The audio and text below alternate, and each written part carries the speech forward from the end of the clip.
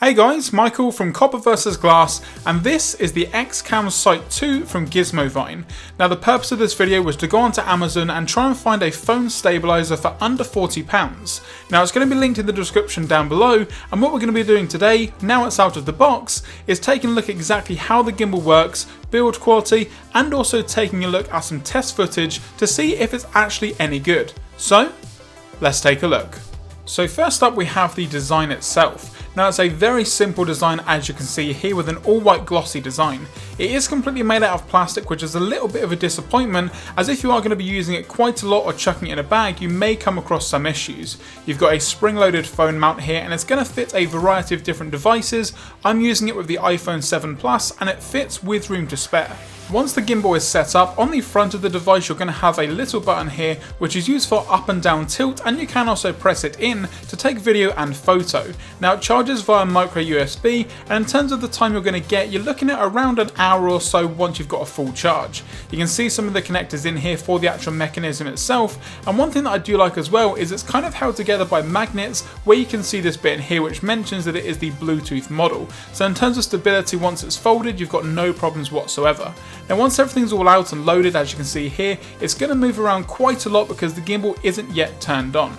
Now once the actual phone itself is inserted and once you've got everything all set up and ready to go, you can also adjust it with these two screws here, and you can then get the perfect fit because you need to make sure that your phone is actually balanced here first before actually using the gimbal. And getting the stabilizer set up was actually a bit easier than I thought it was going to be. As you can see here, the phone itself isn't centered whatsoever, so if you put it at a horizontal position, it's then going to fall down. Now what you need to do then is move the phone left and right within the actual phone grip itself to get a perfect center of gravity, as you can see here. So when you let go of the device, it doesn't really move around all that much, and you've pretty much got it all centered. Once you then turn on the device, you can see that it flicks into place, and you're pretty much then ready to go. Now I know that this isn't going to give you the same sort of stability that you're going to get with a really expensive stabilizer like a DJI Osmo for example, but once you've got everything all set up, you can see here that it actually does a pretty good job. When you're actually moving around with the handle on the right hand side, the phone itself actually does stay relatively stable.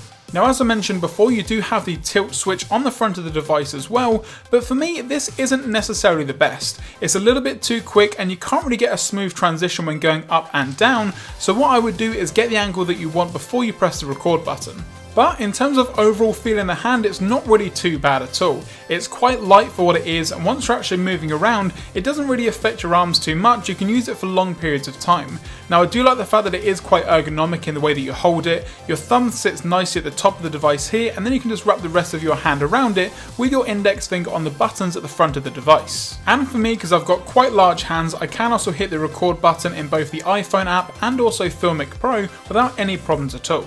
Speaking of Filmic Pro, that is the application that I use to record any video now on my iPhone, and this is what I'm going to be using for the test that we're looking at today. It's a really great application. It may be a little bit pricey, but if you're really into your video and you take it a lot on mobile, then this is definitely an application to get. Now if you guys want to see a full review of Filmic Pro, let me know by hitting that thumbs up down below.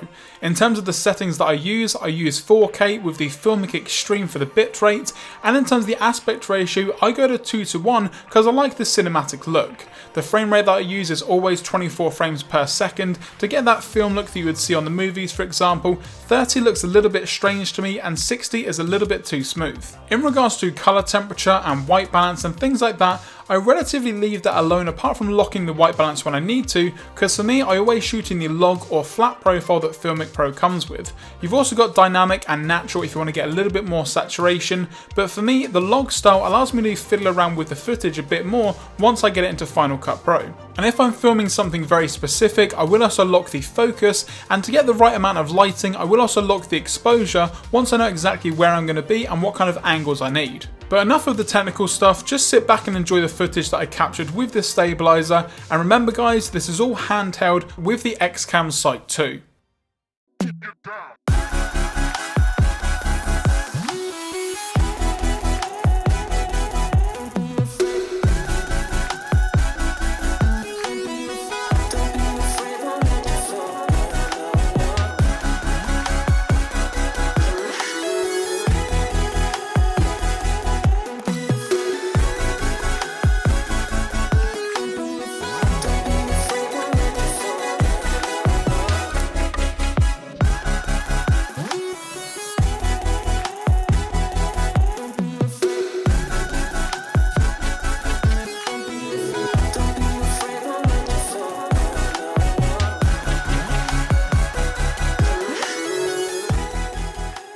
Now don't think that I forgot about Android, it works with both Android devices and iOS devices, but for me my iPhone 7 shoots a lot better video than my Motorola. However, if you do have something like a Pixel XL2, then this may also work really well for you. If you also take a lot of selfies or use the front facing camera a lot, this can also really help for your front facing photography, as a lot of front facing cameras on mobile devices don't have stability built in. But that's going to do it guys for this video. Now as you can see, I didn't actually give my opinions on how the video footage looks, because I want to hear from you guys down in the comments section just exactly what you thought of the footage. Now I'm also going to be in the comments giving my opinions and also answering any questions that you guys have got, so again in the comments section down below, or you can contact me on Twitter at copper_glass. If you guys did enjoy this video, be sure to give it a thumbs up down below, and for more great content moving forward, don't forget to subscribe. I'm Michael from Copper vs Glass, thanks very much for watching, and I will catch you guys in the next video.